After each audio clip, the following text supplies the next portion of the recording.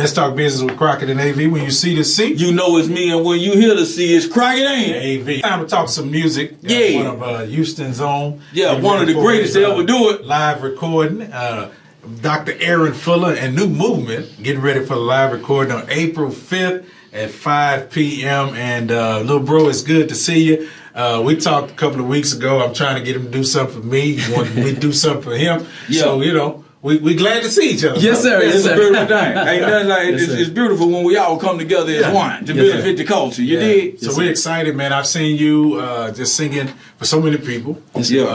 At events, you've shown up to so many events around the city. So when I saw this about the live recording, man, I got excited about it. And just tell us a little bit about this, because you're moving in a new direction, man. You singing, got a lot of special guests on here. Yes, sir. Some hit makers I see on here as well. Yeah. Yes, sir. So it is our 1 year anniversary. We have survived for 1 year. That may not sound like a lot to a lot of people, but if you start something, definitely acquire, it is a feat to keep everyone together and motivated and spiritual on the same page for 1 year. So Aaron Fuller and New Movement, and we wanted to make this a very special, this 1 year anniversary. We wanted to make it a live recording.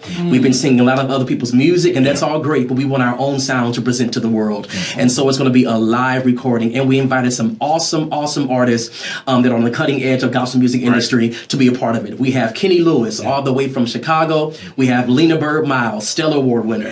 We also have Will Johnson from Choir Rehearsal with Friends. We also have Charisma Evans. Y'all know she's going to just blow the stage up. And opening up the concert, we have Southern University Gospel Choir all the way from Louisiana. And then yours truly, we have Aaron Fuller New Movement singing some original music. That's a beautiful thing, man. Sounds like a great time. I know. I know I'm going to definitely be in the building. He got it laid out. So you talked about the Aaron Fuller sound. What is that? What is that? Well, I want it to be diverse. I want us to explore the full gamut of music, not just the churchy stuff, but also the funky stuff, the jazzy stuff. And so I just want it to be a diverse sound that infuses many different elements, classical. I'm always attracted to music that challenges me intellectually, nothing that is ABC 1, 2, 3, something that's going to pull you outside of what you know traditional music to be. And so we're going to infuse all of those intricate elements into the music that we present on April 5th. Nice. Yes. I know Mike, he's going to be close to a place that's near and dear to my heart, the Silver Lake Church. 1865 Cullen Boulevard. Yes. Of course, tickets are on sale as well. Yes. So, yes, it's April 5th at 5 o'clock p.m. at the Silver Lake Church. Beautiful, beautiful, beautiful church. Awesome, flourishing ministry. And so, yes, tickets, VIP, $50, and general admission, $20. And you can find those tickets on www.aaronfuller.com. Okay, that's a beautiful thing. We're going to be in the building, too. CNSK is going to be in there taking care of the people. So, if anybody wants to get a booth or anything like that, how would you mention that, bro? Yes, so we are offering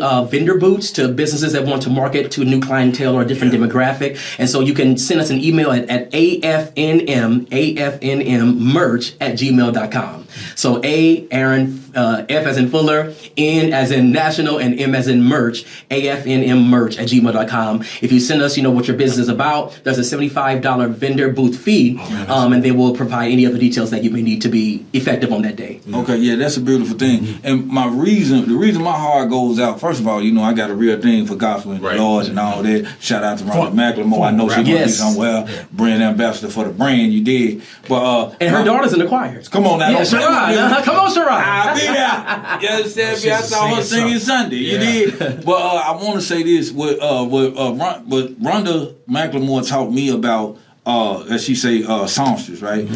No, what she got? Minstrels. Minstrels. That's a word. You know what I'm saying? All of the musicians. Music back in the day. Yeah, you know what I'm saying? Yeah. All of the people that play in the band, all of the singers, they usually do not have health insurance. No, not at all.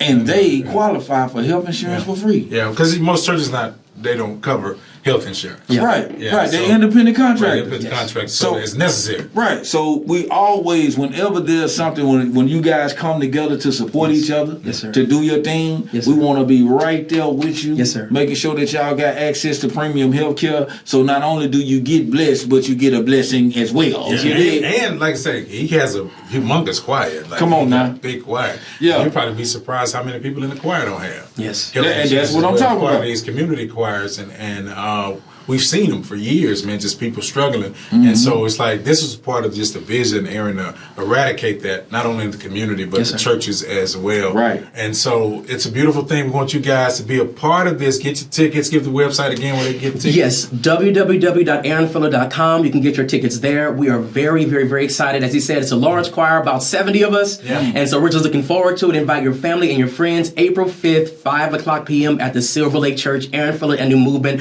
our 1-year anniversary live recording. Now, I gotta get into your mind, because, Mike, I want to know how he successfully been able to keep 70 people in the choir. That is the question of the day. Yeah, since the pandemic, most churches don't have choirs with That's 70 a real people thing. today. No, that's right. With how are 70 you able people to do in that? it. Yeah. I know this is going to sound like a cliche, but it really has been the grace of God. When I stepped out and did my own thing, the Lord gave me a vision of bringing together the elements. And actually, singers around the city reached out to me and said, we want to follow you. We believe in your ministry. We believe in the gift that God gave you. And so I launched out, trusted the Lord. And I didn't just trust myself musically. I literally submitted this ministry to the Lord and asked him to direct me and to guide me. And there have been some challenges in this 1 year, but he has kept us together through his grace and his mercy. And it's not really the music element that's been challenging, but just keeping them motivated, keeping us focused on the main thing, which is God and which is ministry. And if you keep that the focus, then I believe if you lift him up, he'll draw all men unto him. And so that's what we've done. Because we were growing up, Mike could tell you about this, because he was, Mike was doing his music thing. But yes, sir. Today, for us on Friday, Saturday, Sunday, to come out to evening programs, that was the norm. So we did that. Today's time, people don't like doing that. Yes, so sir. I know in your situation, it's going to be challenging. Yes, sir. To keep 70 people motivated, Yes, sir. Mike. They done worked all week. Yes, sir. And then you saying we got to rehearse on this day. We'll sing here. Yes, sir. It's tough. Yeah, Yes, what sir. was some of the, you rehearsing and performing. Right, yeah. So what are some of the motivational practices that you had to put in place to keep people motivated? Yes, sir. Well, one thing I tell people is that ministry should never be assessed in the context of convenience. Ministry is always about sacrifice. And so if we're doing ministry in a way that just conveniences us and makes us feel comfortable, then we're missing the total point. Ministry should always take you outside of yourself, because it's really about making sure that other people are blessed and ministered to. And so when I keep that as the focus, and also doing music that is exciting enough to bring people out. Yeah. I mean, if it's not going to be challenging, if it's not going to be fun, if it's not going to allow people just to, have a good time in it, then it's not going to be appealing enough to make sure that they keep coming and be attracted to it. And so I try to choose music, like I said, that is complicated, that is intriguing, that pushes you outside of yourself, that stretches your creativity. And so I think those elements have kind of kept people coming to those rehearsals. And it is a sacrifice. I kid you not. Yeah. It is a sacrifice, but they've remained on board. They've remained encouraged, and I praise God for it. Aaron Fuller, New Movement. Yes. Ready. Game. April 5th. Yes. At the Silver Lake Church, Yes. 1865 Cullen Boulevard. I want you guys to get your ticket. Like you said, you got Lena Bird Miles. Yes. You got Kenny Lewis, Yes. which is just an awesome director, musician of himself, of course. Charisma. Yes. Y'all know Charisma can sing. You crazy. Yes, sir. And the boy said you got Southern Choir on top of that. Oh, wow. Southern University Gospel Choir, yeah. That's going to be a beautiful thing, man. Now, I got a question for you. Just understanding managing 70 people to do any one thing, right? Yeah. So tell me, how do you deal with the person that wants to show up to the shows and miss it, but don't want to show up to the rehearsal? I got a very simple response to that. I don't deal with them. So my thing is, I believe in accountability, and I believe that very early on. I'll say this: when you start a ministry, you have to establish healthy principles very early on, because that steers the trajectory of the entire ministry going forward. And if you allow that starting off, then people will start to think that's okay as it goes forward. So we were very clear: if you're going to be in this choir, you can't just show up when it's time for the glitz and the glam and the lights and the action.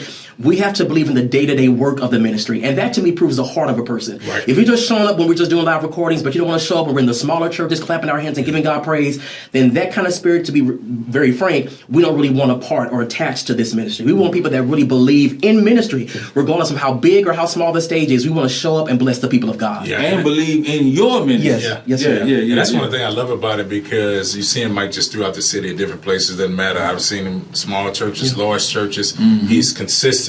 The same on every stage that he gets on, and you can tell his heart for worship and his love for God. So you got to have people connected to you like that, so that they won't bring division within your choir. Who were some of the people that motivated you, that inspired you? Yeah. Well, I love your James Halls. I love your Kim Burrells. I love your Ricky Dillards. I love Kenny Lewis, that's going to be there at the concert. I'm just a connoisseur of all things music. Like I said, so some of those key players have kind of helped to influence Richard Smallwood. Yeah. Of course, Kurt, the legendary. So all these people kind kind of they've left an indelible impression upon me, and I've kind of infused those elements into the music. Yeah. Yes, sir. Man, Aaron Fuller hanging out with us on Let's Talk Business with Crockett and AV. It's a beautiful thing. Where you see the sea, you know it's me. Now, Aaron, tell me this here. Who is your mentor in the game? Like, who walk you through how to put this thing together, how to make this thing operate when things get challenging, managing this, right? Who is the person that you go to in order to find out how to navigate through these spaces? I'll say one person, my father. Yeah. My father, Pastor Michael Bradford, all the way in St. Louis, Missouri. Of course, he's a reservoir of just godly counsel. And when I've encountered some challenges and some difficult people in the ministry, I will call him and say, Dad, how would you address this? Yeah. And he's been very transparent with me. And one thing that he shared with me is that you have to root out dysfunction very early because disrespect and dishonor becomes very contagious. And so when he shared that with me, as an overseer of the ministry, I have to make sure that when I start to see things, to address them early on and to have transparent, open dialogue with those persons. And so my dad is one that's given me that wisdom. I'll also say Kim Burrell. I've called her and she's encouraged me in this vision and believes in me and has helped me kind of steer this. I'll also say Bishop Desiree Bell has been another one that has also given me godly counsel when I've needed it. So just a few of those players have really kind of helped me lead this. Now, that's one thing he named a lot of people that's straight to the point. There's Bishop Bell and then of course with you, and we all know Kim. No she's straight to the point. Yeah. So having that is valuable, and talk about the importance of submitting to that because a lot of times God places you in a room with great people, as you've named a lot of great, from pastors to artists to musicians or whatever. But at the same time, you got to be willing to listen and then to execute what they told you.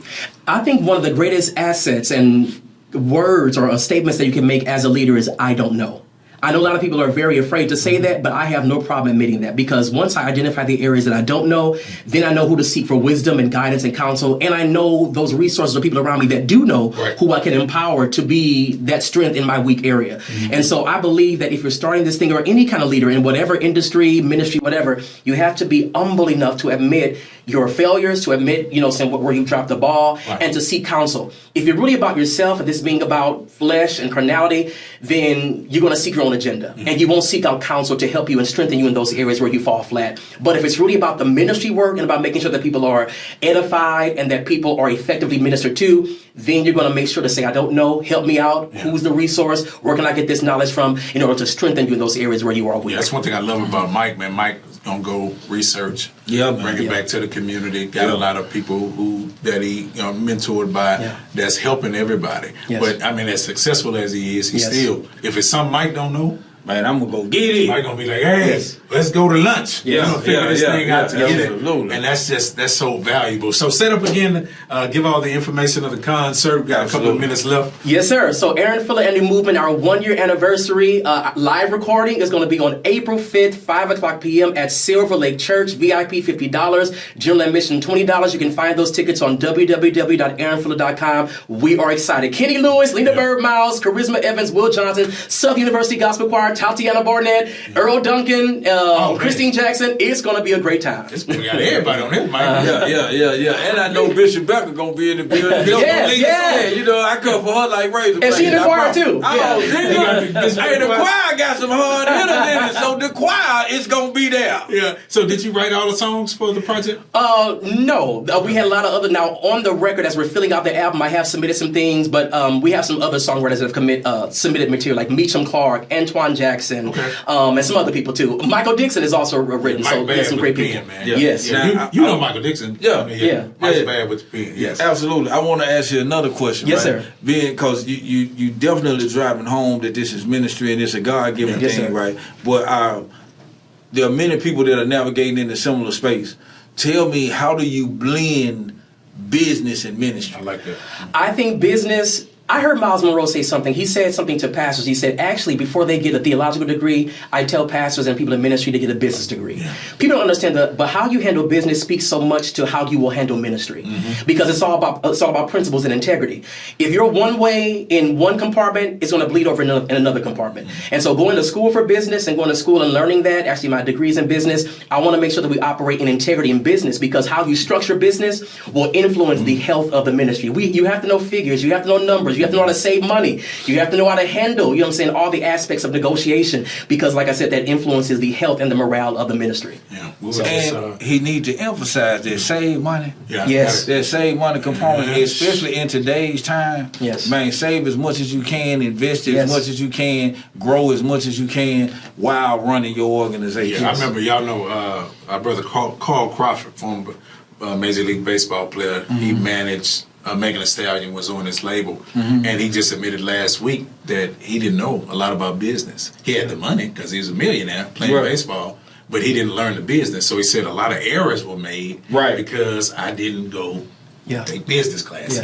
Yes. So I'm out here, Yes, sir. destroying relationships Yes, sir. because I don't know business. The business practice of music, Yes, sir. and then the business practice to take care of, because he looked at the percentage he was getting compared to what she was getting, and he said, I really was basically robbing this girl, sir. quote unquote. Yeah. And so you gotta know the business. Yes. Speaking of, how can everybody keep up with you?